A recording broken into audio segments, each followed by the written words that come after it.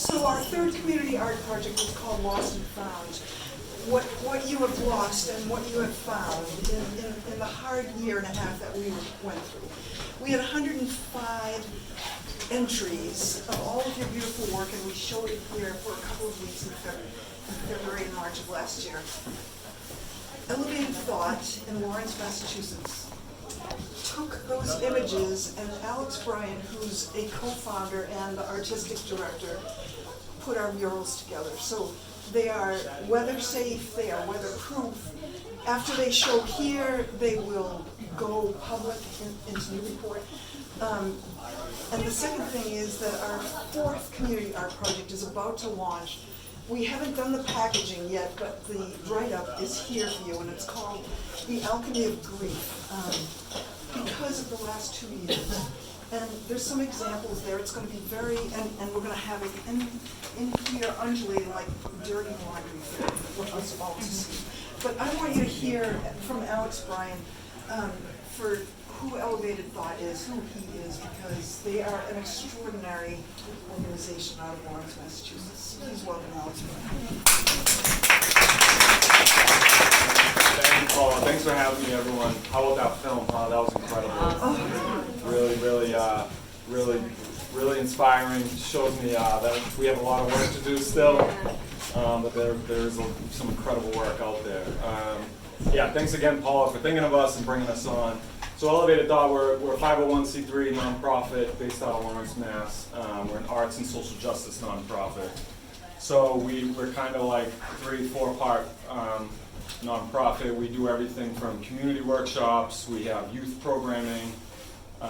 We currently just launched our apprenticeship program, which is a paid apprenticeship for youth at Lawrence High to work directly with our professional team of artists, from photographers to poets to visual artists. What else? We have a scholarship program that we launch every year for a local student going to the arts in college. So just like I said with that JR program, there's a lot of work to do, and we're just like to try to do our small part. And Alex, tell us about the murals. Yeah, so the murals. No, I mean Elevated Thought in Lawrence. Oh, like Elevated Thought and murals. So a lot of the large mural work. So I'm one of the co-founders at Elevated Thought. I'm the art director there too, and I do a lot of the larger mural work. So I think just like a lot of the themes that you found in JR's work was kind of what Elevated Thought was birthed from. At a young age, myself and my business partner, we always said, why is there so much pain in the city? Why do we see so much sorrow? And that's sort of like was my graffiti meme growing up. So we kind of took those questions and we started applying art and poetry and things like that to them, and we started coming up with these murals and taking what was graffiti and kind of like this adolescent thing that we had been previously doing and trying to really bring it to the forefront with a message, a point, get involved in like city councils so that we could do it the right way and really have it heard the right way. So all of our mural work it's usually community driven.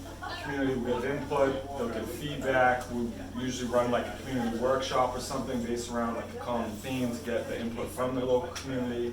Our youth that are involved in our program are usually hands-on with a lot of the work, with myself. So if you're ever driving through Lawrence, especially down Essex Street, and you see really, really large mural work, that's us. Yeah, that's fabulous. And so these murals, this was a fun project. So Paula brought us on. She kind of told us the theme of everything that went on, and there was sort of like an instant connection, I think, for all of us with how crazy of a couple of years it's been.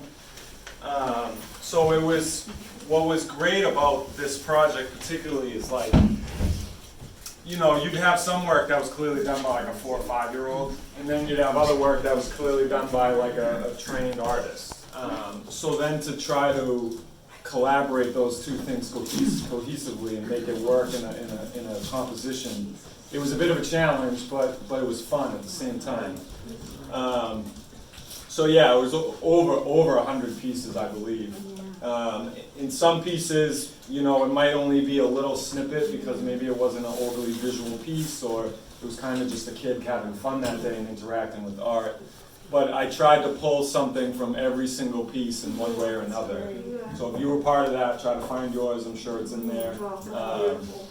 So yeah, it was kind of, it was almost therapeutic in a way to go through it myself, because it forced me to kind of digest my lost and found through that year and what that meant for like my family and friends.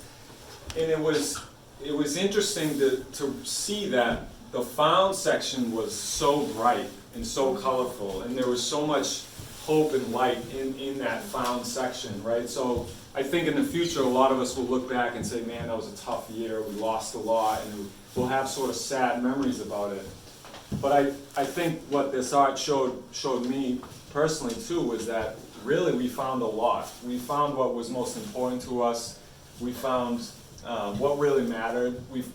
For some of us, we realized how important the arts and culture really is in our lives. When government takes things from us, you know, you really can't help but dive inside yourself and see what really matters to you the most. And I think that was reflective in the pieces. Again, family, that union, that bond, those are things that we all found, and we need to make sure that that community and that depth of that isn't forgotten once we get back to our normal routines in life, and we realize the things we found through this pandemic really were important and the bright things to pull from all that tragedy. And then the lost section, though it was a little darker, it was a little more obvious of what would have been lost. But it was really interesting to see, particularly the younger children that were clearly or not as trained artists, their way of expressing what was lost. It was like this sense of sadness and somberness, but even in all that, again, there was this weird thread of hope that seemed to be weaved through all that lost stuff. So, and again, it's you'd think that you'd see these two very bright and very dark, complete polar opposite murals, but when you really look at them, there's a lot of beauty and color in both, and they're each respective and representative of I think, a lot of growth and a lot of maturity for all of us. Yeah, so again, Paula, thanks for everything. Thank you so much. Thank you.